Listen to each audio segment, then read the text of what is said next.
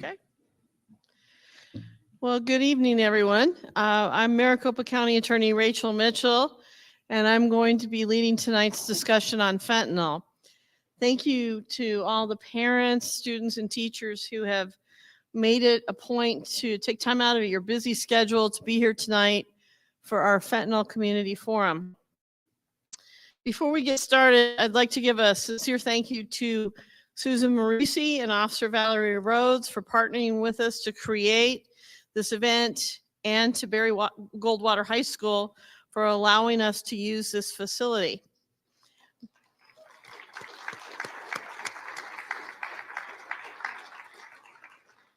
And this will get an even bigger applause from you. We extend our heartfelt thanks to Sanderson Ford for their generous $1,400 donation to purchase food. Okay.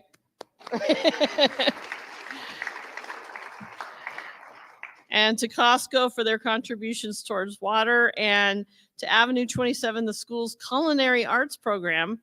How is this? This is special, for creating and preparing all of the food that will be available for free after the event concludes. So that should really.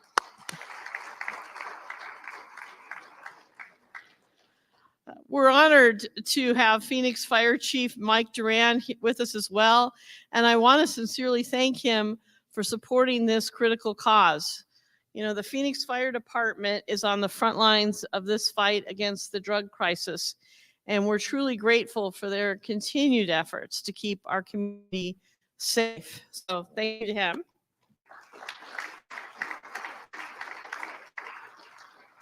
And I'd also like to extend my gratitude to Phoenix Police Assistant Chief Ed DeCastro for joining us tonight, especially during this very, very difficult time for the Phoenix Police Department, as we honor the memory of fallen officer Zane Coolidge. So if we could just take a minute to remember Officer Coolidge and his family, and Officer Haney also, who was shot as well.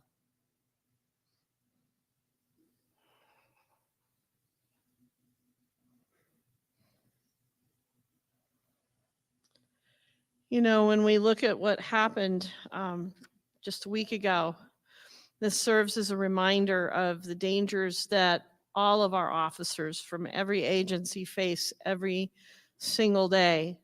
They leave their homes, they leave their families, and they go out to protect our homes and our families. And sometimes they don't come back. Sometimes they don't come home. And so the Phoenix Police Department's commitment to tackling this issue at this time is a testament to their tireless dedication and hard work. So thank you to the Phoenix Police Department.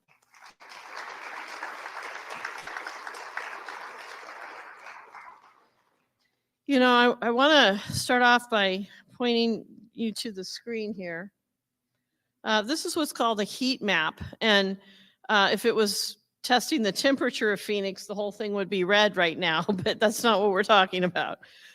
This is actually a map depicting fentanyl-related cases that were submitted to my office, the Maricopa County Attorney's Office, from law enforcement agencies across the valley in 2022. And so when you look at the heat map, you can see that there are areas of concentration where the fentanyl cases occurred. So you're looking along a lot of the freeways. You're looking at, you know, I-17, I-10, and then there's a pocket up there in the Southeast Valley. That's 2022. Let's show you what happened just a year later. So those major areas are still there. You can still see them, the I-10, the 17, and the Southeast Valley. But you can see that fentanyl has quite literally infiltrated every single part of the valley. So it's no exaggeration to say that the use and distribution of fentanyl in Maricopa County has exploded. And I want to be really clear. We understand there are people who are addicted to it, but there are also people who are bringing it into our community. And it is, I don't like to refer to it as a drug, it is a poison. So we have been very clear in the Maricopa County Attorney's Office, if someone is bringing this poison into Maricopa County, into our community, they are going to be charged and prosecuted, because we know that drug use and addiction are not isolated issues, but they're catalysts that often lead to a cascade of other criminal activities and also the death of our loved ones. Individuals struggling with addiction are frequently driven to commit other crimes to sustain their dependency. And the cycle of addiction and crime not only endangers the individual, but also threatens the safety and well-being of our entire community. So recognizing that this is all interconnected, my office is profoundly committed to taking proactive measures, not just reactive measures, aimed at preventing addiction in the first place. And that's why we're here tonight. People should be able to learn from their mistakes, especially young people, teenagers, not die from them. So use the information you'll hear tonight from this panel to talk to your loved ones, especially youth. You owe it to them to have a conversation. And it may not be an easy conversation for you to have, but we're going to give you some ideas about things you can say, because this is something that you can't ignore and it will go away. It's not going away. And if you ignore it and don't educate other people about it, you don't educate your kids about it, I don't want them to find out the hard way, because the hard way can be a very permanent way. So remember, this is not a drug that we're dealing with. It is a poison. It is unlike anything we have ever seen. I know you look at me and you go, well, she's the Maricopa County attorney, she's a politician. I'm actually a career prosecutor. So I have been prosecuting cases in this valley since 1992. And you're sitting there going, how old is she? I'm 56. I'll be 57 next month. So save you the math. School's over. I'll make it easy. So I've been prosecuting cases since 1992. And I remember when methamphetamine became sort of the drug that we saw the most of. And we really kind of thought that that was sort of the apocalyptic or the end of time drugs. And it's nothing compared to what we were seeing with fentanyl. So please keep that in mind. It is incredibly destructive. So before we get started with our panel, though, I would like to welcome Supervisor Clint Hickman from the Maricopa County Board of Supervisors to the stage.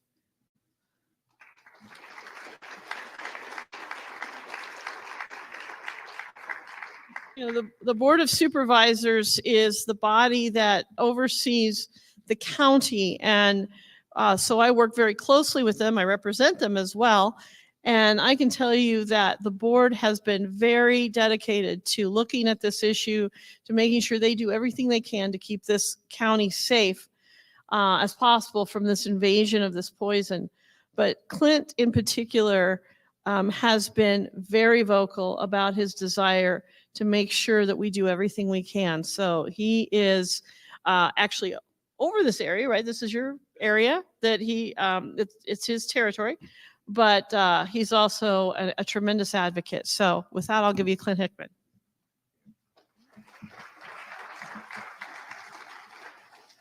So because I'm just a little bit older than our county attorney, I now have to wear these. So thank you, Rachel. I'll just go back a little bit in history of the story that I have and why I'm so passionate about this. For over 20 years, our family business, Hickman's Eggs, have employed inmates.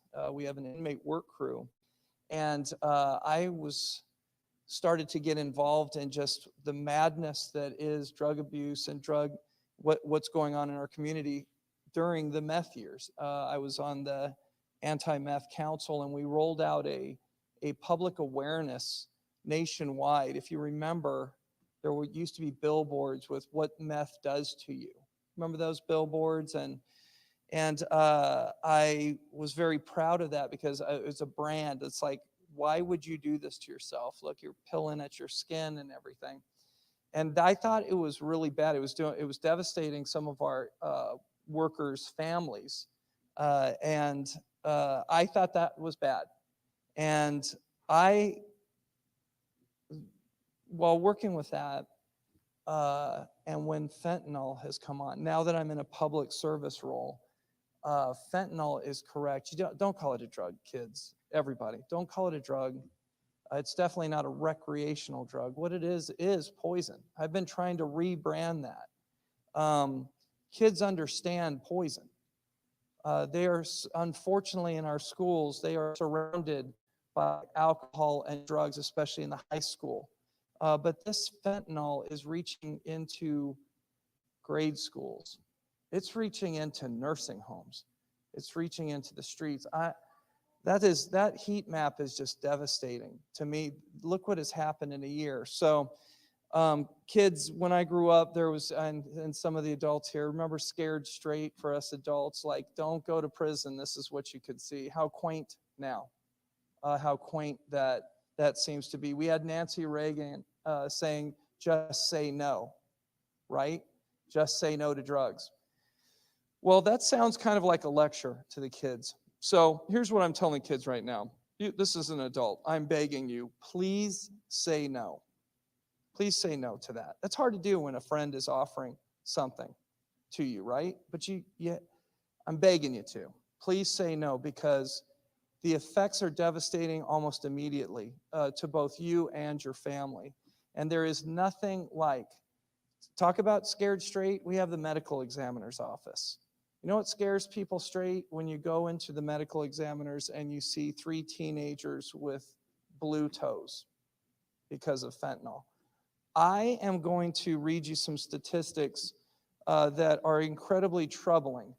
In 2020, when I became chairman, the world was a different place, and I talked about the plan for the county, and the word COVID-19 and pandemic was not said. It wasn't here, okay? And then it happened, and it changed our society and our world just in a 1-year time period. I became chairman of the Maricopa County Board of Supervisors in 2023, so a little over a year and a half ago. I'm no longer chairman because we switch it out every year. And in my chairman's address, I talked about where the county was going, and then I said, you know, in 2020, we didn't see this coming, the words pandemic or COVID-19. I'm going to make a crystal ball guess, and I'm going to guess what I think we all should be absolutely scared and working on of changing our society. And I said fentanyl. Now, look what has transpired. I said fentanyl because about a month later, I went to a treatment center and said, what do you guys need? Now, this is a nonprofit, but they build treatment centers. And they said, and I said, does the county need to come and build more buildings? And they said, if we start building more treatment centers without an awareness and an education campaign, we will never stop building treatment centers. This drug is so addictive. The only reason why we wouldn't build a lot of treatment centers is because you're on fentanyl for maybe a couple months and then you're dead. There's no one left to treat. And we're seeing that, what's going on in the medical examiner's office. So kids that are in the audience, you are our leaders on this. Your parents have brought you here to hear what is going on, and it is an epidemic. And our kids need to be the leaders in this. The kids need to be able to watch their classmates and keep them away from this, much less not do it yourself, but you need to become and trained as first responders, as I think the panel is going to get into. But here's some sobering statistics. All right. From teens to seniors, it doesn't matter your age, race, or socioeconomic situation, no one is safe from fentanyl. Fentanyl deaths have increased by 5,400% since 2015. 63% of all drug-related deaths fentanyl. That's even more by huge numbers than methamphetamine is. On average in Maricopa County, almost 4 people die every day due to fentanyl. 12 small grains of this lethal drug can kill an adult male. That's how lethal the drug is. Maricopa County is putting so much of its resources into combating the fentanyl crisis to protect our kids. Public health, our public health team, has been funding our drug treatment partners to help people recover from opioid addiction. Our Office of the Medical Examiner has been tracking fentanyl deaths to provide vital data to policymakers and health partners who are at the front lines of this fight. The Sheriff's Office has been arresting drug dealers and seizing millions, not some, but millions of fentanyl pills. The County Attorney's Office has been prosecuting and putting thousands of fentanyl cases into the courts and putting fentanyl dealers behind bars. And our county attorney is doing a wonderful job with that. We stand behind the guys in blue, the ladies in blue. They know that it's devastating, and we have to get these people off the streets, and we have to get them to quit killing our citizens. Parents are going to learn tonight how to protect their children from fentanyl. And for the teens, I hope this forum shows you just how truly this drug is to prevent you from using it or other drugs that could be laced with it without you even knowing. I think you guys have some ability to show some pictures of what they're using and marketing this drug with. So I am a guy with cheer in my heart, jovial. I usually make speeches. I try to go towards the funny side, but I'm sorry, everybody. This drug, you're here tonight, and it's not because of my comedy routine. You're taking time away from maybe some of your other kids, some of you, maybe a spouse. It is so important. It's so gratifying for us that are battling this, that you are willing to be educated about this, willing to hear about it. And hopefully when you walk out these doors, I really want you to be scared about it, because that's what we're dealing with every day. So thank you for the attendance. Thank you guys, ladies and gentlemen of the police departments, the prosecuting team. We all have to work together against this cartel madness, and we need to get it stopped. So again, thank you for welcoming me to Goldwater, and appreciate you being here tonight.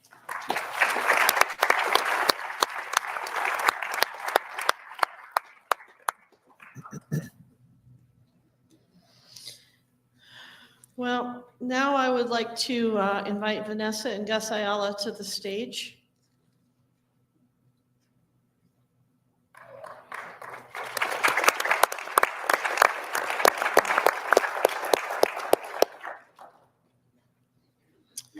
We invited Vanessa and Gus to come today to talk about what happened to their son, Noah. And so I will turn it over to you.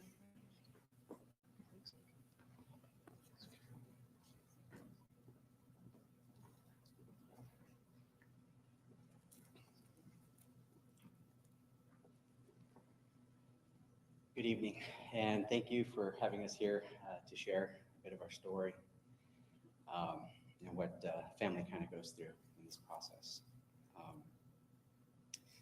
We gathered today to confront a devastating reality, one that has taken far too many lives and continues to grow in a silent destruction.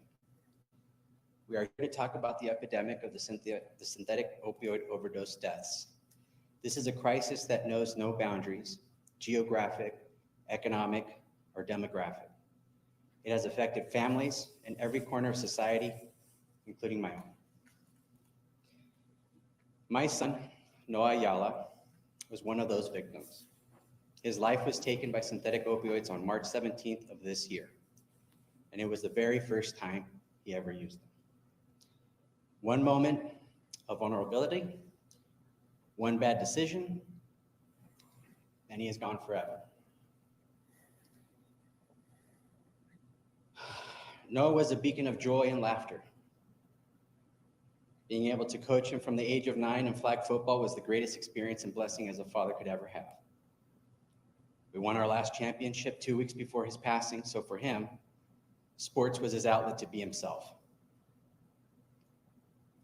It was his love, his passion 24/7, along with playing video games, of course, which I morning. We would have one-on-one conversations that see, most men hang around on the weekends with their best friend, and I was hanging out with my best friend.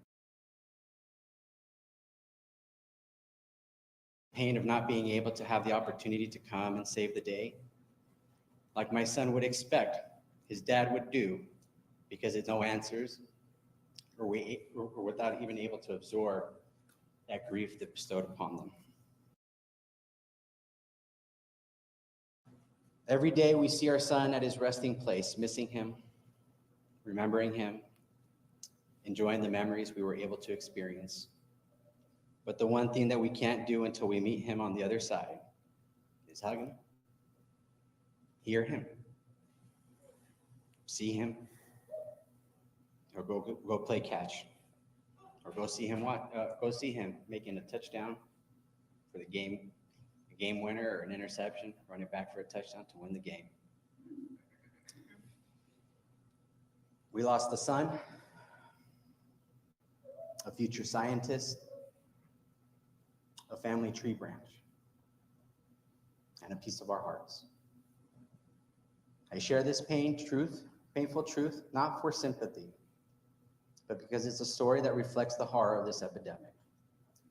It's a reality that no family should ever have to face, yet so we do. In a world where fentanyl and other synthetic opioids are so powerful and so deadly, it only takes one. This tragedy is not unique. In recent years, synthetic opioids, particularly fentanyl, have reshaped the landscape of drug use and addiction in terrifying ways.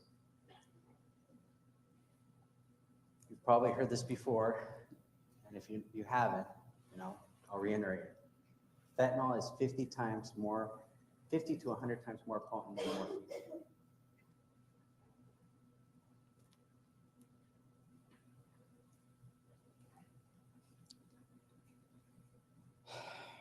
It's cheap,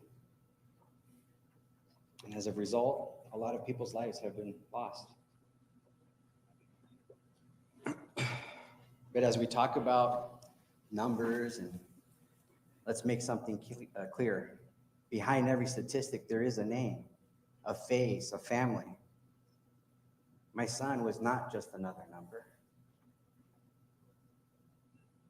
Neither are the countless others, as they have been taken away from us as well. Each of these individuals had dreams, hopes, and a future that was tragically cut short. Their stories need to be heard, and their deaths cannot be in vain. What's particularly heartbreaking is that many of these deaths, like Noah's, come from people who are not habitual users. Some are young people experimenting for the first time, unaware of the dangers that lie in a single pill or powder. They're not addicts. They're not seeking a high. They're often just caught in a moment by peer pressure or curiosity. But with synthetic opioids, that one moment can be fatal, and it was. I stand before you today as a grieving parent, but also as someone who believes in the power of change. I believe that we can and we must take action to save lives. This crisis of synthetic opioids, it's not going to disappear. It requires each of us to step up and do our part, whether that means advocating for better policies, supporting those in recovery, or simply having the difficult conversation about drugs and addiction with our loved ones. We all have a role to play. Today, we remember those we lost, including Noah, and we honor their memory by fighting for a future where no more lives are needlessly taken by this epidemic. Together, we can make a difference. Together, we can save lives. Thank you.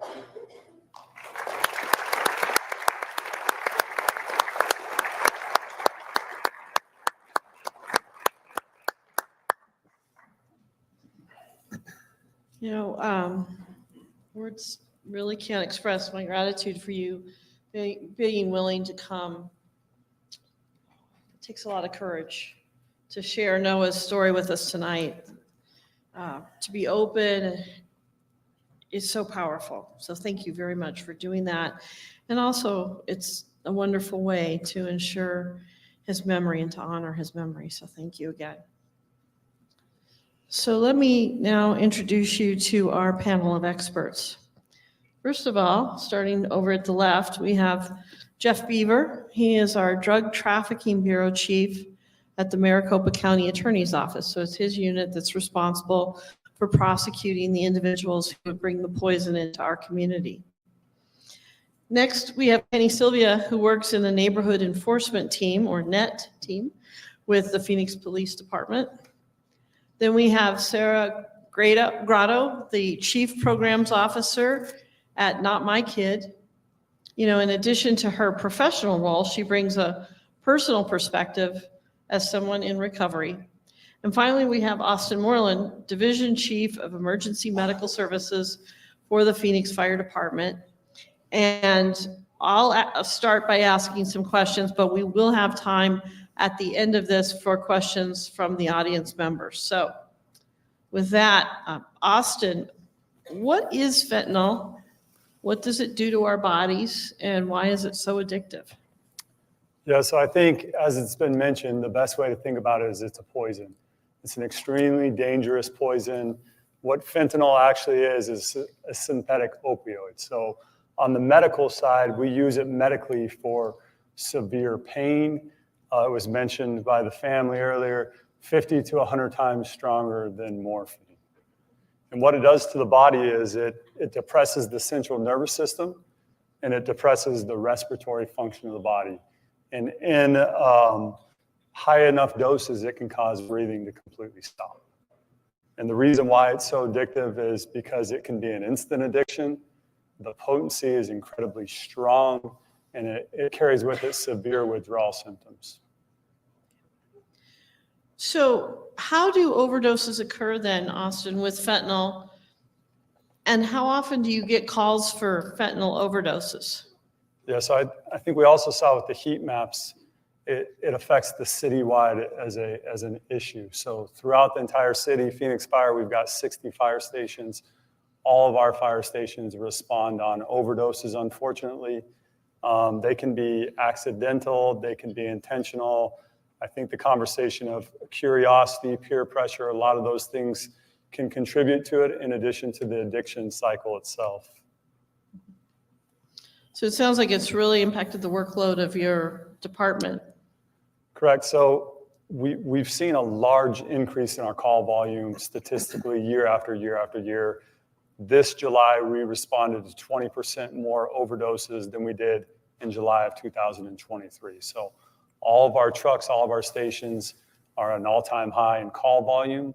And unfortunately, a lot of those calls surround around overdoses, opioid overdoses, fentanyl overdoses. Kenny, how prevalent is fentanyl in the Deer Valley community? Well, like we saw in the heat map, I think you can kind of see that the fentanyl is not just prevalent in Deer Valley. It's as prevalent in Deer Valley as it is in any other part of Phoenix. So, just as an example, last night, I did a search warrant just on the other side of the freeway from here. Seized fentanyl powder, fentanyl pills, heroin, and then, last week I was in West Phoenix in Maryville doing search warrants, seizing the same exact drugs. So it doesn't really matter what part of the city or, quite frankly, the valley you're in, you're going to find fentanyl, and it's going to be, like we said earlier, pretty much any demographic, any race. There's no discrimination on that at all. Are there any special challenges that law enforcement faces when dealing with fentanyl-related incidents? I think Phoenix Fire can probably attest to this as well. It's a major strain on our resources, responding to overdoses specifically. From a manpower standpoint, where patrol has to respond to the incredible amount of overdoses that occur, and the medical calls that Phoenix Fire has to respond to that we go out with them on. But then also, you're talking about it being a poison, and that there's a difference between people that are addicted to the drug and then people that are bringing the poison into our community. So finding the people that bring it into the community, there are so many of them that it's sometimes hard to choose which ones to go after and try to triage which one would be the best one to go after to help mitigate the damage that they're causing based on the volume that they're selling. So there's so many people selling the drug and trafficking it throughout the entire state, but obviously in Phoenix that it's hard to decipher which one to go after first, basically. Sarah, how is fentanyl commonly used, and how do mental health issues and substance use interact? And what challenges does this pose for treatment? Yeah, so we've seen a lot of pictures of the pills, and counterfeit pills is something that we are trying to raise awareness of. It's not necessarily people seeking out fentanyl pills. They might think that they're purchasing other types of pills and it's laced with fentanyl. And then it's also the powder form. Other paraphernalia to look for are the tin foils with the black marks on it. We tell parents or anybody, if you find something and your gut alarm is going off that maybe you think this is something more, always ask questions, always dig a little bit deeper if you find something and it just seems out of place or off. The question about mental health and addiction, they are intertwined. Somebody who is using substances is at risk of then developing mental health challenges, but also we do have people who are experiencing anxiety, depression, mental health challenges that seek out substances as a way to cope. So there's definitely a relationship there. And when somebody is looking to get treatment and they have substance use and mental health, it's really important that those are treated together. It's really difficult to treat one without addressing the other. Jeff, tell us about the trends that you're seeing as a prosecutor at the county attorney's office. I've been a prosecutor for 20 years now, and mostly focusing on prosecuting drug sales crimes for those 20 years. And the popular drugs change as time has gone on. I remember when I first started, crack cocaine was a really popular drug, and now I think Sylvia can attest that you don't see much crack cocaine cases any longer. It's just not a thing. Then methamphetamine, as was mentioned earlier, became a really big issue. And then we started to see prescription opioids, the OxyContins, and people that were prescribed drugs by doctors and ended up forming an addiction. That eventually led to a rise in heroin. And heroin was used by many people as an alternative to the more expensive OxyContin drugs. And then that led to where we are now with fentanyl, which is also an opiate. And as this graph talks about, we have had a huge increase in fentanyl cases. So in the bureau that I supervise at the county attorney's office, the two major drugs, the two biggest drug threats are fentanyl and methamphetamine.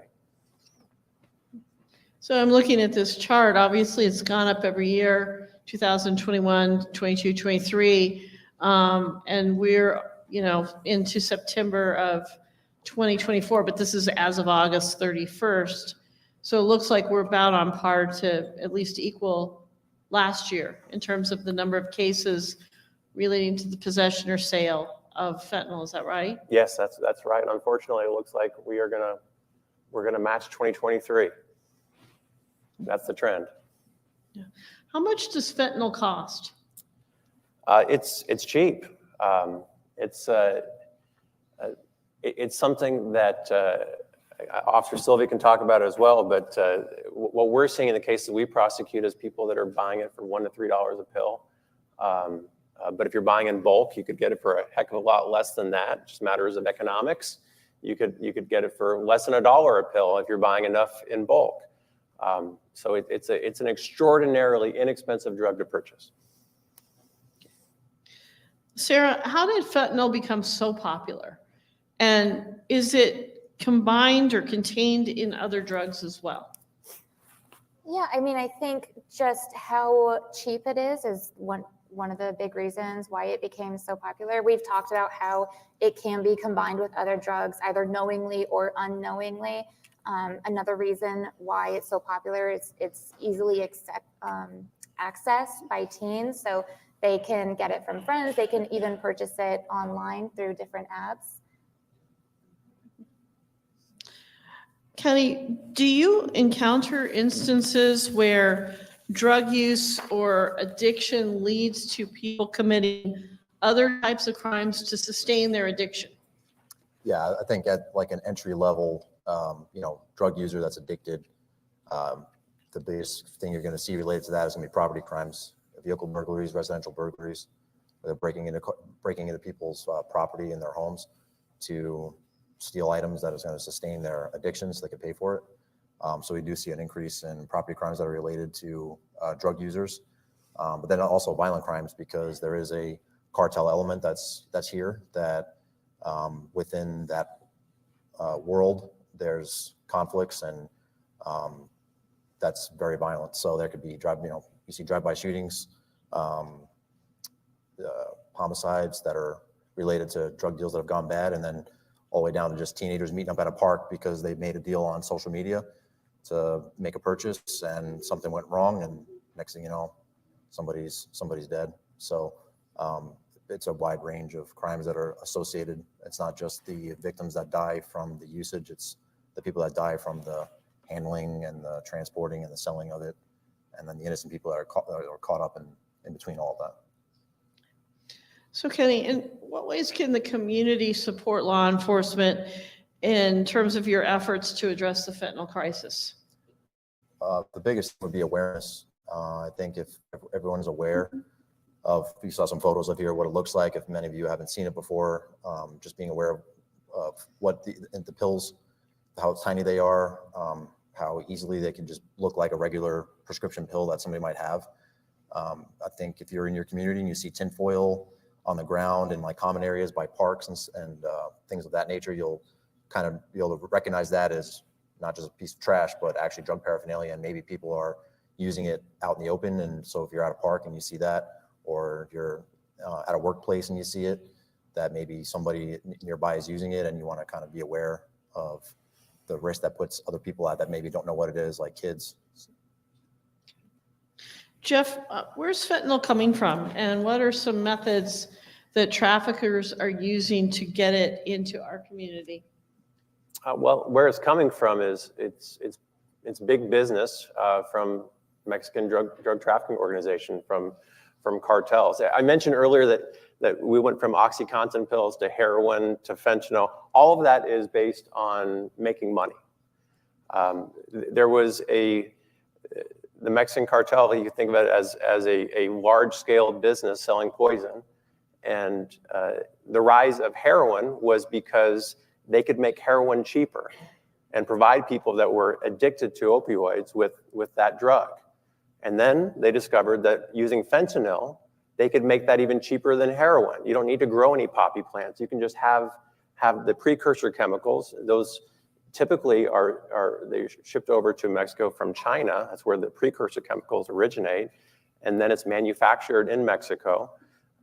We've seen photographs of the pills in pill form, the M on one side and the 30 on the other. But that's the pharmaceutical stamping from OxyContin. And those are almost exclusively, we've learned, pressed in Mexico. So it's in that pill form as it comes across the border into our country. Being that we're here in Arizona, we are on the front lines of mass amounts of drugs coming into the country.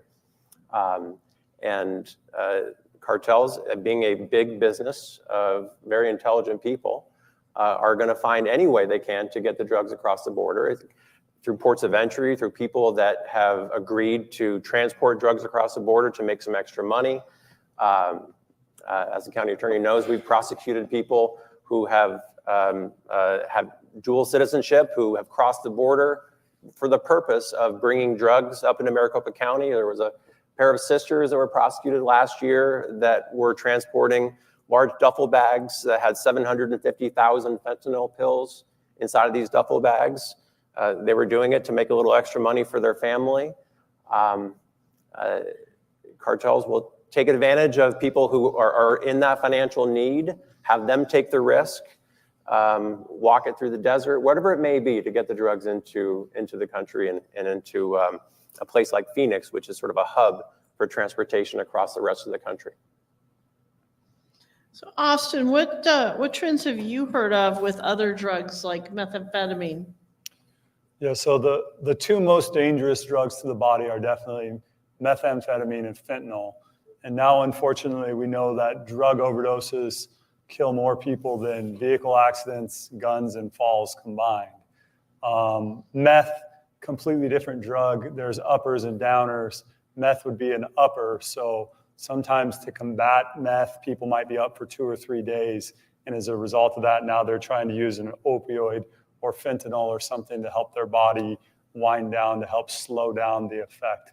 So everybody in life is struggling to keep a balance. We see a lot of people that are struggling with this balance of drug addictions and how to keep a level that they can function on, going in between uppers and downers, meth and fentanyl. Kenny, how are teens getting a hold of fentanyl, and what are some slang terms or street names associated with fentanyl, or symbols that parents can and educators should be aware of? So teens are able, I think we all know teens are on social media a lot, as are adults, but social media is a big place where you can get fentanyl pills and you get fentanyl powder, pretty much any drug you want. So like when we do investigations on net, a lot of it stems from social media where people are posting openly that they have drugs for sale, and we work on identifying them from their social media profile and then locating them within the city and doing surveillance on them and doing search warrants. So having done social media investigations, you can actually see how easy it is to just message a stranger, tell them that you have money, and come up with a meeting location and simply meet up and buy drugs. It's not like, in the old days, like when Jeff was talking about, crack cocaine in the 80s and early 90s and stuff, where you had to go out on a street corner late at night, like this like Hollywood concept of having to go out and buy from some shady person on a corner. You don't have to do that. You can literally do it like you're making a Facebook Marketplace deal to pick up a couch, and you just meet at a spot and exchange the money on your way. So there's social media, but then it's also people that I would say that's probably the biggest, is some people are addicted to it, and then they know somebody that knows somebody, and because it's so prevalent and it's so cheap, it's really not that hard to find somebody that knows somebody who has some. So all you gotta do is ask, and you can find it and buy it for, like Jeff was saying. I mean, right now you can get pills on social media for 35 cents if you buy like 1,000 or more. And then if you're on the street and you're just buying it, it's on the high end, maybe like $1. So it's really cheap because there's an abundance of it. And from people that I've spoke to of all ages, not just teens, but all ages, they say that it's hard to not do it because it's right in front of you all the time. So. I'm looking at these pictures up here. Have you, as a law enforcement officer, seen any changes in the appearance or frequency, or I guess volume of fentanyl that people are possessing? Yeah, so the traditional fentanyl pill, the round blue pill that says M30 on it, that really hasn't changed. There's been some variations. I think like the end of 2022 to the beginning of 23, there was some colored fentanyl pills. So it still had the M30 imprint on it, but it was like all different colors. They called them Skittles. That's kind of gone away. That fizzed out. I've seen a really large increase lately in fentanyl powder. So it kind of looks like cocaine, but the rock is like super dense. And it's ingested the same way as they smoke fentanyl pills. You put on a piece of tinfoil and you heat it up, and then you use like a straw or some other type of cylindrical device to inhale the smoke. They do the same thing with the powder, but I've seen more people overdosing from the powder than the pills. So it's definitely more potent.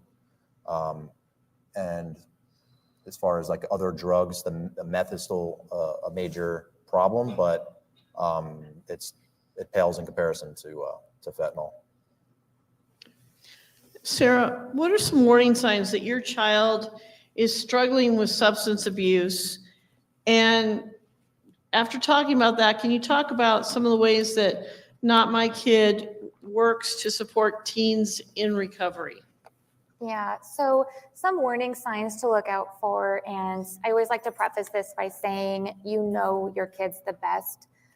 But some things that we look for are, number one, the eyes. The eyes will show a lot if they are glossy, if they're red, if the pupils are really big or pinpoint. Another thing to look for is, like on here, mood swings, if they're sleeping a lot or not sleeping at all, if they're eating a lot or not eating at all. And then obviously if you find paraphernalia or something in their phone or anything that might kind of raise that concern, I would definitely start asking questions and maybe start looking for some additional support. And let's say we do have teens that are trying to get over the addiction. How does Yes. Not My Kid work with that? So at Not My Kid, we do have treatment services. So in addition to our prevention programs, we go out and do education stuff. We also have an early intervention program for teens that are struggling with kind of early use. And then we have kind of higher levels of care, individual counseling, family counseling, up to intensive outpatient programs, which is multiple times in the week. If we have a family where they actually need an even higher level of care, we have staff at our campus that work with families to get them connected to inpatient treatment centers. We have, referral partners and contacts all over the valley. So if that is ever the case and resources are needed, you can always contact Not My Kid, and we'll work with you to make sure that you get the help that you need. Austin, what are signs that somebody is having an overdose? And if we see that, what should we do? Yeah, so as a student or a parent or a friend, the acronym that we like to teach is BLUE. So the first part, the B, stands for breathing. Usually in an overdose, you have shallow breathing. It can become erratic. You could have gurgling, or there could be no breathing at all.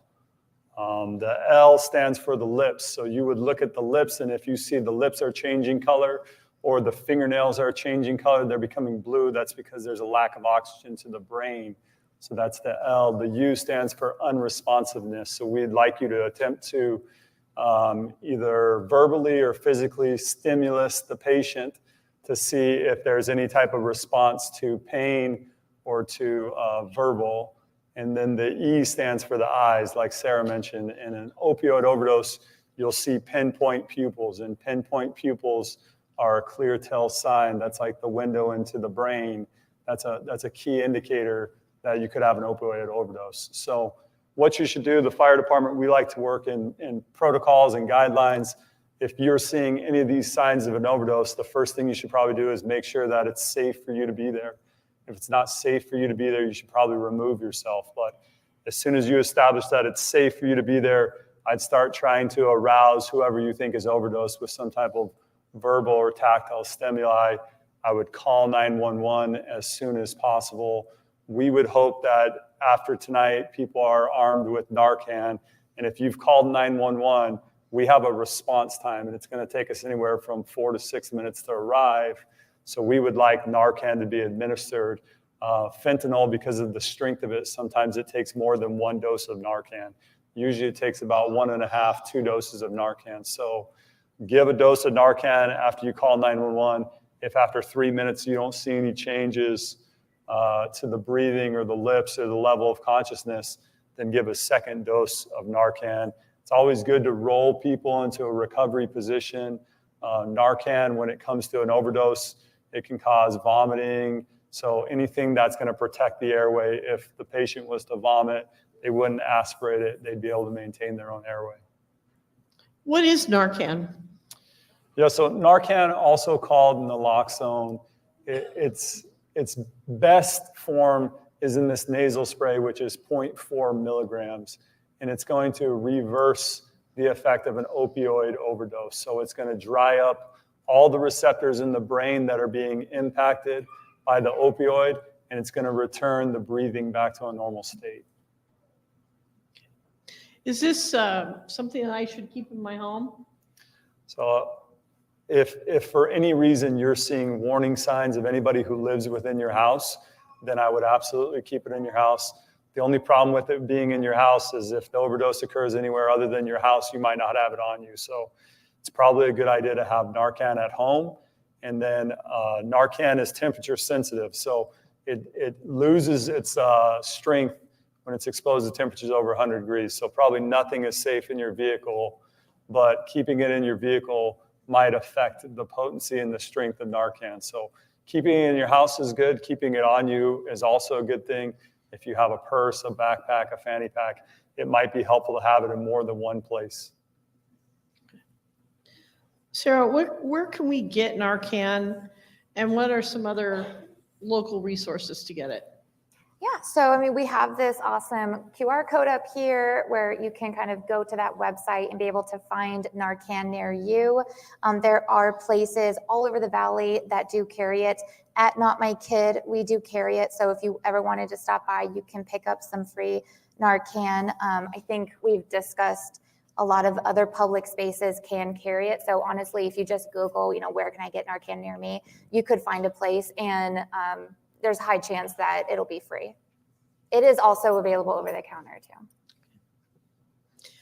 Jeff, what is the Good Samaritan law? Do we have one of those in Arizona? We do. The Good Samaritan law is legislation that was passed here in Arizona that protects people from prosecution if they are reporting an overdose, if they're trying to get help. So the thing to always remember is that if you or someone you are with is having a medical emergency and overdose, what the Good Samaritan law says is that you cannot be prosecuted. You cannot be prosecuted for the drug possession. And we want to encourage everyone to call for help. So if you and a friend are using drugs together, so you both have drugs that you are possessing, and your friend starts to have an overdose, you can call, and we will not, and we cannot prosecute you. We will not and cannot. That's right. That's the entire point. We want people to call for help. Don't be thinking about legal problems. That's the last of our concerns in that moment. You need to call for emergency help. Austin, what trends have you observed in the demographics of people that are suffering fentanyl overdoses in Phoenix? Yeah, so we see on the screen that it affects males at a greater rate than it affects females, but we know that it affects everybody within our community. So I think the increase is that originally we thought maybe this would be associated with people who'd been incarcerated or lower incomes. Now we're seeing that it's probably community-wide. We actually see that the largest number of deaths probably fall within this age frame of like 35 to 45, which is kind of surprising, but I think there's a component to it that has to deal with the fact that it's for severe pain, and that's when sometimes pain starts catching up to you as you get a little bit older in life. Well, wait till you're 50, almost 57, Can I say something real quick about the Narcan too? Like, I should have mentioned this earlier, and I apologize for not. If you were to give me a dose of Narcan right now, it wouldn't do anything bad to me. Okay. You cannot hurt somebody with a dose of Narcan. So if you think it's an overdose and you give Narcan, there's a chance that that's going to fix the overdose and restore the breathing.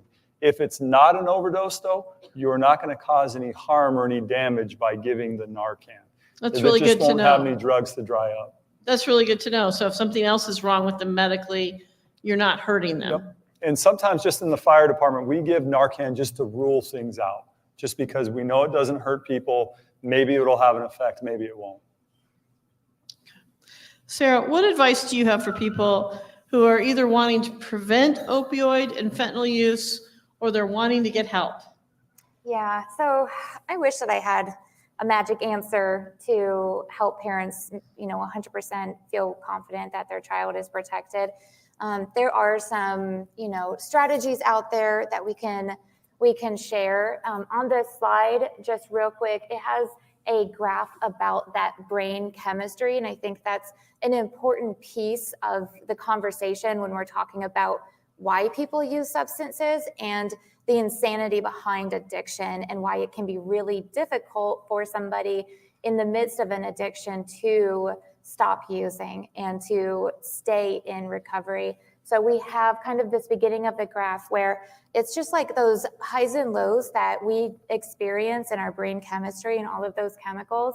You know, we have these all throughout the day and all throughout the week where, you know, sometimes something good happens and then maybe we're having like a bad day or a bad part of the day. And then you'll see when somebody uses a substance, it actually spikes that brain chemistry so they feel like an all-time high. That is one of the reasons why somebody who maybe is experiencing a low, you know, whether it is a mental health challenge or something, and they use a substance and all of a sudden they feel all of these happy chemicals, all of these good feelings, and then they feel amazing. And then shortly after, they feel a low like they've never felt before. And so, you know, logic dictates, well, I took this and I just feel great. I feel really bad right now. So then they seek out the substance again to feel great. But you'll notice that next great feeling is not as high as that first one. And then subsequently, it keeps getting a little bit lower and lower to where the person using their baseline is well below what an average brain chemistry baseline is. And so that's where we hear the saying, I'm just using to feel normal. Like I have to have this just to function and feel normal. So if somebody was in this and they wanted to, you know, stop using, that's where we really do have to seek out those supports and those social supports. It is really, really difficult to do by yourself. It can also be really dangerous to do by yourself. It takes a while for a person using for their brain chemistry to get back to that normal regulating spot. And so if we have somebody and they stop using for maybe a couple of days or a week and they have this feeling, I'm supposed to feel better, like I'm not using anymore, they're not going to feel okay for a really long time. It's going to suck, to be honest. And that's where they really need to be able to rely on the people in their life, maybe even get some sort of medical assisted treatment to help get them through, because it could take months and even up to a year or 2 years before a person's brain chemistry can recover from drug use. So that's something really important. That recovery is hard, but it is really possible. And that's something at Not My Kid that we're really big advocates of.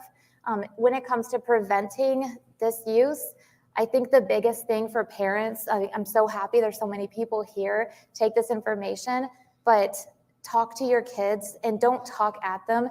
Ask them questions and then just listen. Like just sit there and listen. I think parents are really good at talking, but they're not as good at listening. So I would ask them, what do you know about fentanyl? What have you heard? Have you ever been offered anything? Do any of your friends, you know, use it? Have they ever been offered? What would you do if you were at a party and somebody was using? What would you say if somebody offered this to you? Come up with a safety plan. Let them know what your expectations are. If they are in a situation if somebody's using or they're offered, practice with them before they're in that situation of how they're going to handle that situation. And then make sure that they know about the Good Samaritan law, what to do if somebody is overdosing, to call 911. It's so important that we have these conversations while they're not in a crisis situation, because they're more likely to remember it if we talk about it when their brain is in a calm state.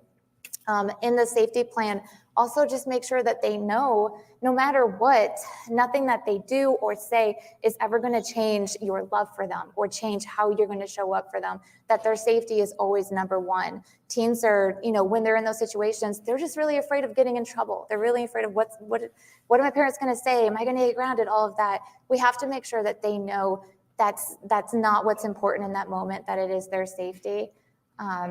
And then, I mean, the other thing that we're also a really big advocate of is looking at the phone use with teens. And I know phone use kind of seems a little off base because we're talking about fentanyl, but looking at how much screen time are our kids getting? What is that also doing to their brain? What are they being exposed to?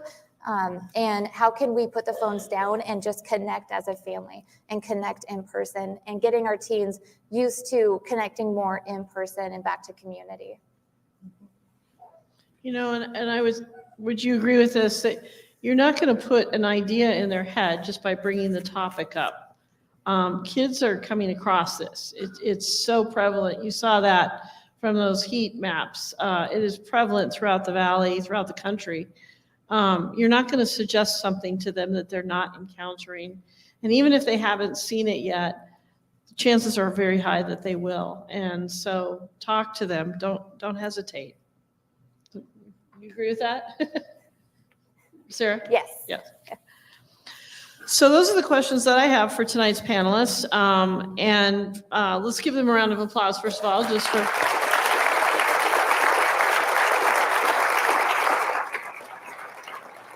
And also, big round of thank you to our wonderful vendors out there who've set booths up outside as well. So visit that when you go out. But we're going to open this up for questions right now.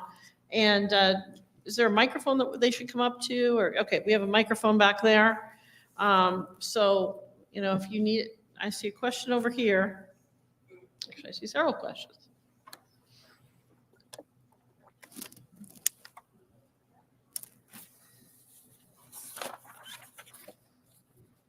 I have two questions. The first being, do we have any data specific to schools, high schools in particular? Is there certain schools, certain districts that's experiencing more use or exposure to these types of drugs? And then the second one, noticing that there's 5,400 cases, but what's the conviction rate? Kenny, do you want to talk about the? Yeah, my children both go to Mountain Ridge, and I'm curious to know, are there any cases there? How do I find out about that? Because it's juveniles, and we can't learn about that. But other than my children telling me, somebody overdosed today, I don't know. I don't even know if they realize that. So, Okay. Can you address that part? I don't think there's a specific school district or a particular high school in general that is, there's more fentanyl overdoses or fentanyl possessions than another one. If you look at that heat map, like because of the freeways, but that's just because that's where a lot of the arrests are taking place. And that's where it's being documented, but that's just because it's where it's moving. And it goes in, it doesn't really, it's not specific to a specific school.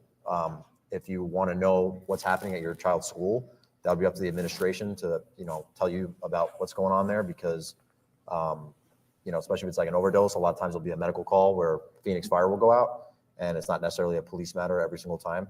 And so to say like what is happening at a particular school is a little hard to say, but that would have to come from the administration of the school to tell you what happened that day and why fire came out and what the outcome was. Yeah, I can tell you just from having done these throughout the valley, these fentanyl forums, I mean, we've heard stories at every corner of Maricopa County, and it is not a respecter of race or socioeconomic factors at all, or where they live. It is across the valley. And then your second question was conviction rate. So Jeff? Yeah, the statistic that was up there, those are charged cases by our county attorney's office. And anytime we charge a case, it's gone through a screening process. We're looking to see what our evidence is. And so our conviction rate is going to be very high. I don't know what the number particularly is going to be, but it's a very high rate once we charge that case, because we've already looked at the evidence and determined that we do have a reasonable likelihood of conviction, which is a charging standard that we use. And so for those cases, it'll be a very high number of those will end up in convictions. To build off of what Jeff was saying, to give you an idea, since you don't have an exact number, I've been on the neighborhood enforcement team for 5 years. So we've been primarily doing drug investigations for that period of time. When I did my first search warrant in 2020, that search warrant I had 50 pills that I seized. And last year we did a search warrant and we got 500,000. So the cases from beginning to now where that increase has been extremely obvious, I've never had to go to trial and testify on any of those cases. They've all been convicted and taken plea deals of some sort. So anywhere from a simple possession charge where they have less than 100 pills all the way up to 500,000 or more. I mean, our squad alone last year got 2 million fentanyl pills, and that was 5 people. The year before that, we did 1.2 million fentanyl pills. And that's not even including like several hundred pounds of methamphetamine and guns. But all those cases have been convictions for us from the police department standpoint. When we submit a case to the county attorney, I haven't gone to trial on any of them. They've all gone to prison. And even first-time offenders have been getting several years in prison. Felony. So there are different classes of felonies. personal use of a narcotic drug, which fentanyl is one, is a class 4 felony. Selling fentanyl is a class 2 felony, which is more severe. And to Kenny's point about the number of pills that have come into our community changing. I remember 7 years ago, when fentanyl was first really starting to become a thing, we try and classify who are the really serious drug dealers because they're the most deserving of the highest forms of punishment. And when we saw someone with 1,000 pills, we thought, oh my goodness, this is the big one. And now 1,000 pills is someone that is a low-level, street-level dealer who may have, may be selling drugs to be able to afford to pay for his own addiction. So I told the story of the 750,000 pills. Those are the large seizures now. There have been multiple seizures of over 1 million pills at a time. So what we've seen is the prices are low because the numbers of pills in the community are so high.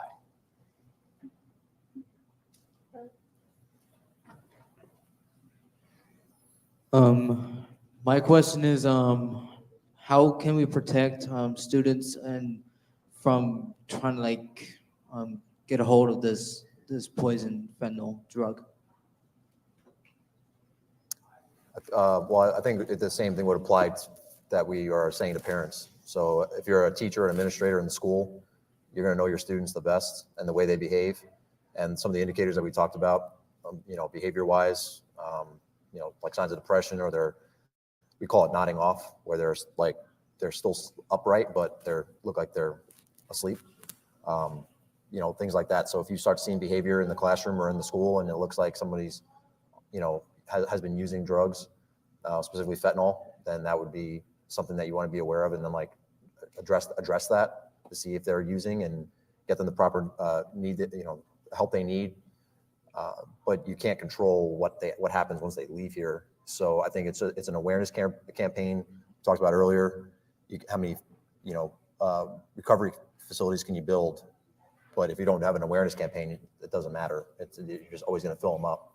So I think the schools need to have an awareness campaign where administrators, teachers are explaining all the stuff we talked about so that people are aware of it. And so when these kids in any age, but probably in high school mostly, where they go to parties and they're socializing and they see either the use or somebody showing the signs of usage, they know how to address it, and they could tell somebody like, hey, my friend so-and-so looks like they're using fentanyl. They told me they're using it.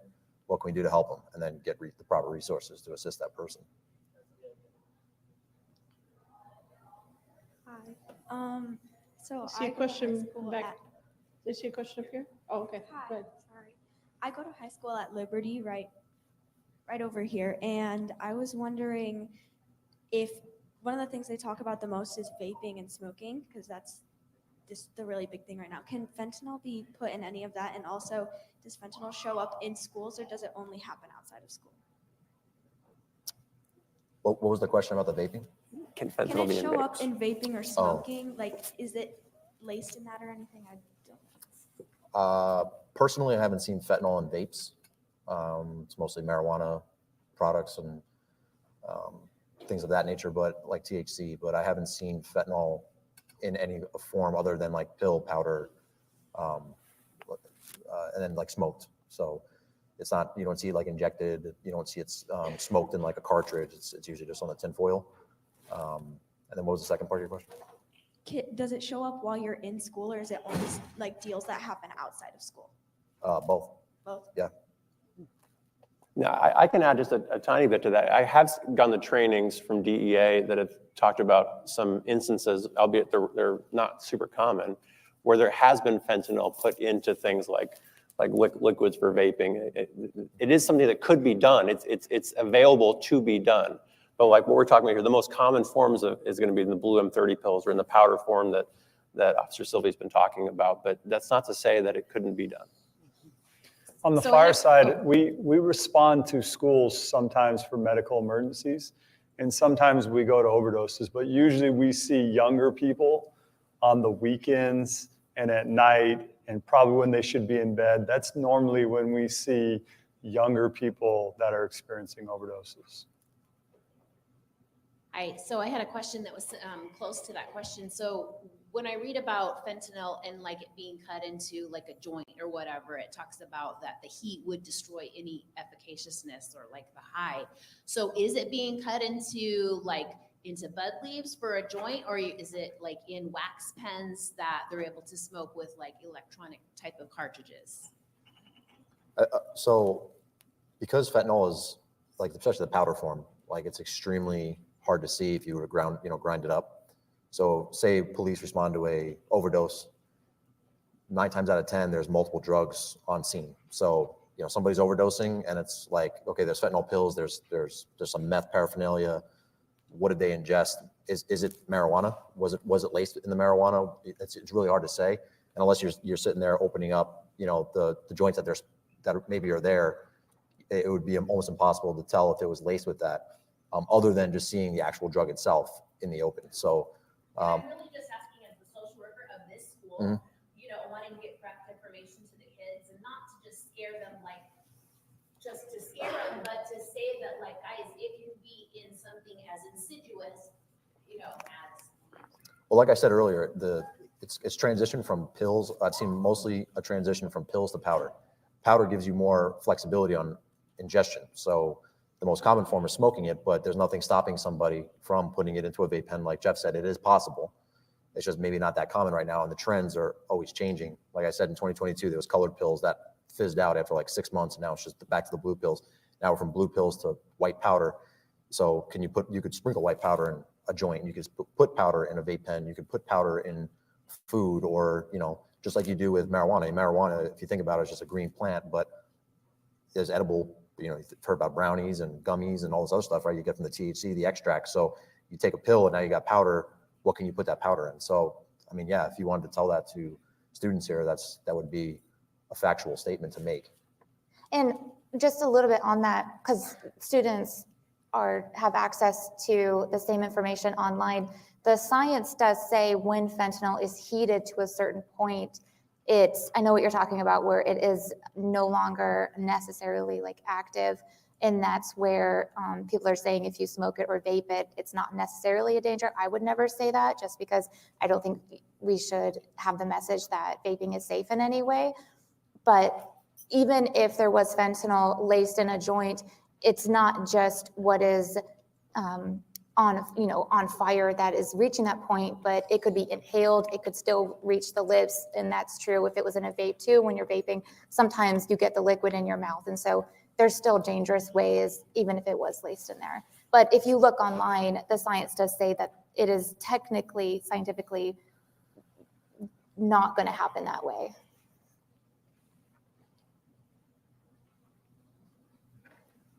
Hi, how much time is there to use this after somebody's OD?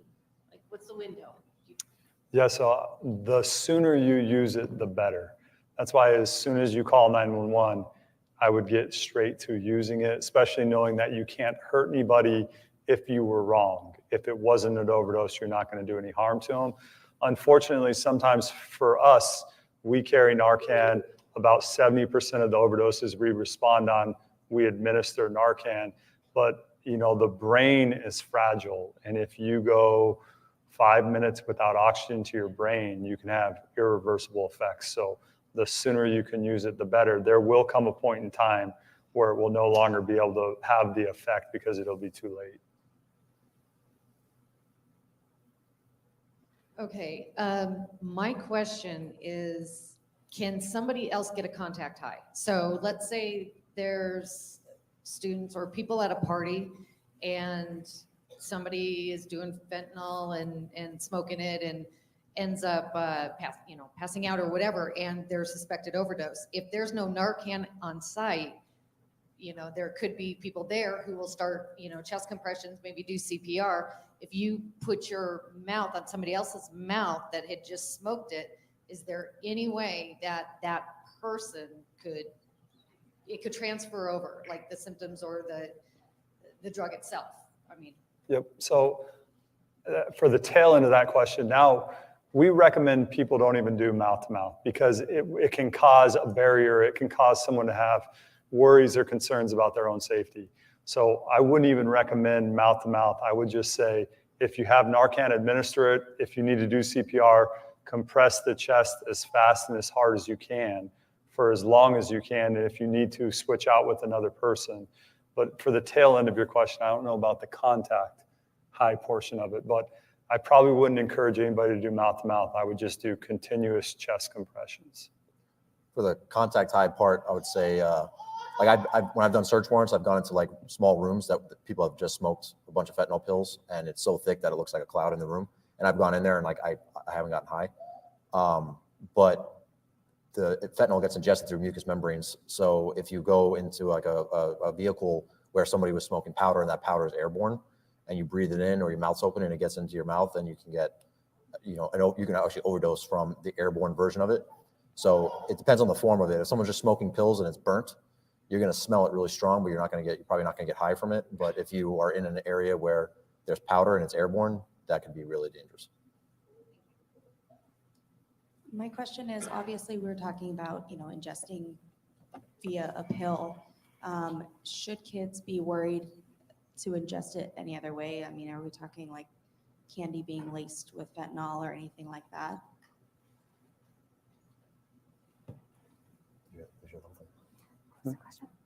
Candy I think she being said laced candy. with fentanyl. Oh, candy. Is there any other forms of fentanyl that kids should be worried about other than smoking? I think like I said, for kids, I think the easiest form and the most common form is going to be pills, because it's easily concealable in your pocket. I mean, I think the powders, as a kid, it's a little more complex, a little more obvious, and you're going to want to, if you know you're not supposed to have it, you're going to be trying to sort of keep it concealed.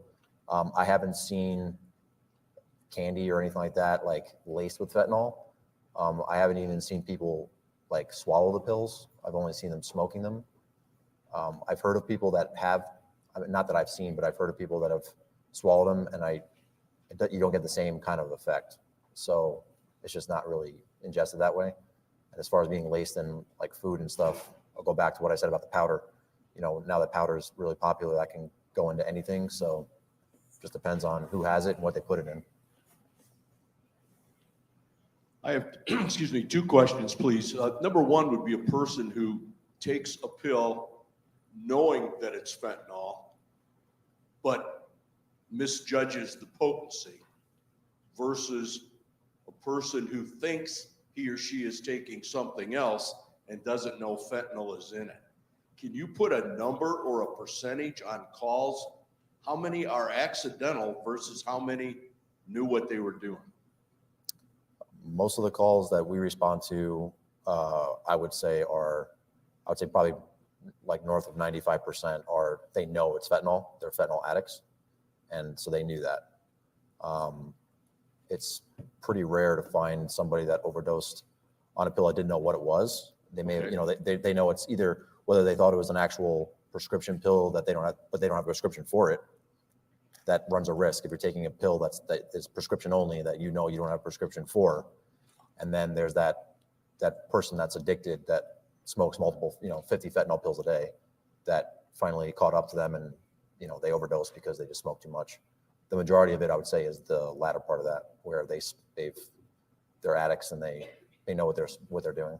Thank you. And the second part of the question is, are there some common prescription drugs that more typically might be laced with fentanyl than others? Percocet and oxycodone. Mm-hmm.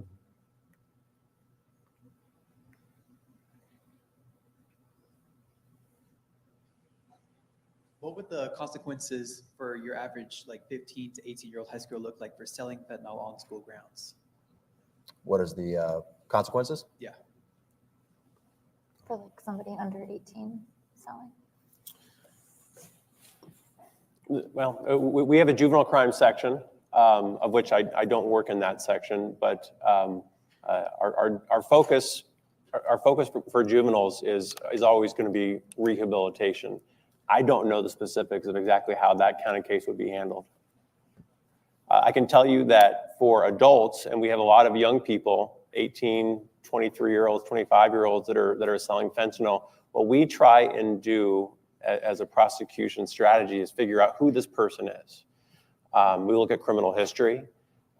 We look at the number of pills that they were selling to determine what their level was. How much damage were they causing in the community? Were they selling only a very small number of pills to support their own habit? And is it in the best interest of the community for us to try everything we can to get that drug addiction treated in some way? Can we put them on probation? Can we get them into a treatment program? For people that are on the opposite end of the spectrum and they are trafficking in hundreds of thousands of fentanyl pills that are causing all this damage and destruction, well, it's really a discussion of how much prison time should they get based on their criminal history and based on the specifics of their crime. I see two people here who had their hands up for quite a while, so we can get those two questions, and then out of respect for everyone's time, we'll just leave it then for people to come up and talk to our panel after. So, I'm a student here at Barry Goldwater, and I was wondering how we, as a community, as a school, could help students with their addictions and anything at all, just smoking, vaping, stuff like that. So that's a really great question. Something that we believe in 100% and Not My Kid is empowering teens to help teens. You are probably going to be the first ones to hear or see something in your peers. And so anything that you can do around and hosting trainings on how to respond, raising more awareness among your peers on the Good Sam law, Narcan, how to use it. I think that teens should know how to use Narcan if you are at a party. And if you want, come talk to me afterwards, because Not My Kid can come in and actually help if you do have a group here wanting to do more or learn more to do something. Not My Kid can come in and support that. So let's talk afterwards. Thank you.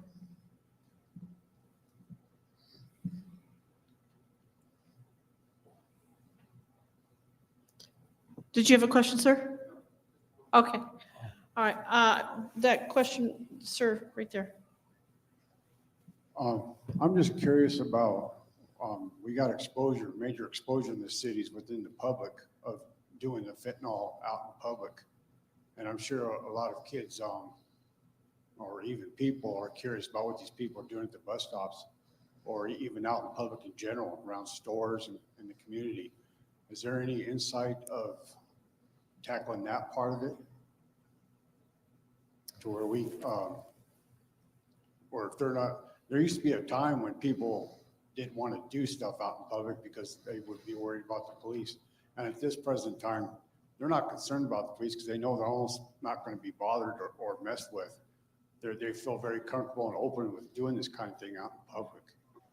So that issue goes back to the volume.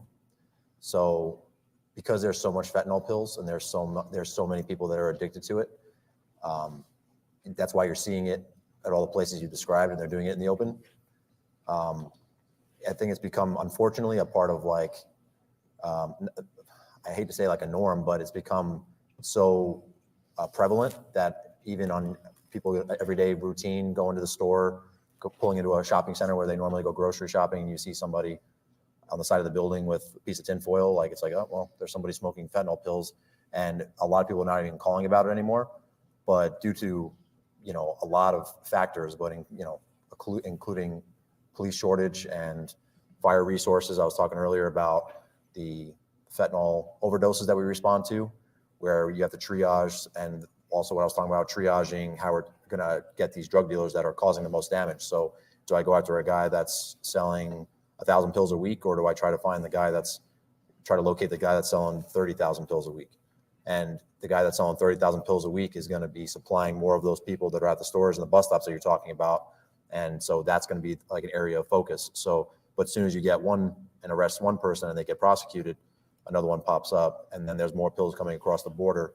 And if something doesn't happen south of Phoenix, where our state meets Mexico, then we're not going to have any real significant change, just to be honest, because as long as it keeps coming, it's like trying to eat, drink a bowl of soup with a fork. Like, it's just going to always be there, and you're not going to be able to completely get rid of it. And so, police and fire do as much as we can to respond to those calls.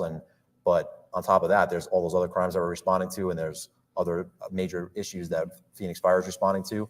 So for someone using at a bus stop, it may take the police department or fire, unless it's a medical emergency, fire is not going to show up. And then for the police department, it could take us a couple of hours to get there because of all the other calls we're taking, crimes in progress and other things. So unfortunately, that's something that has been on the rise. And until we curb the availability of the drug, that's going to be something that is unfortunately going to be out there. I realize everything that you just said is absolutely true.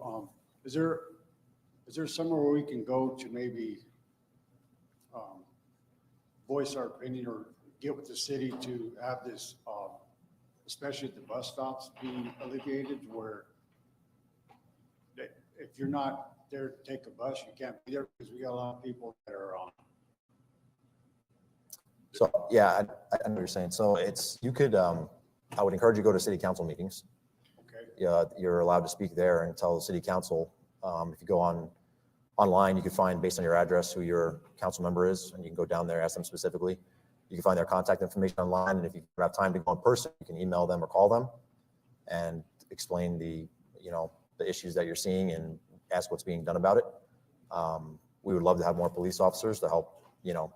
As you've seen, we've been hiring nonstop and trying to keep up, but unfortunately, that's been an uphill battle. So I would say it has to be leadership at the city level, and awareness within the community to recognize what's happening. And the more people that shed light on the problem, squeaky wheel gets the grease, kind of thing. Okay. But it has to start with, I would say, political leadership. Okay. I didn't know really how to address. I appreciate your time and efforts and all of this. Yeah. I wasn't quite sure how to, voice everything, because I know there's other things going far worse than what there is out there in the last 10, 15 years, especially. Yeah. But thanks for your time. Thanks for asking that. And thank you to our panelists tonight for answering these questions. Thank you, everybody, for coming out. If you haven't done so already, please make sure you stop by my office's booth, the Maricopa County Attorney's Office booth, on your way out. Pick up some Narcan. And thank you for attending. The panelists are going to stay up here, so feel free to ask them more questions. And please, please, please share this information with people that you kids. As the motto goes, one pill can kill, but one conversation can save a life. So please make sure you have that conversation.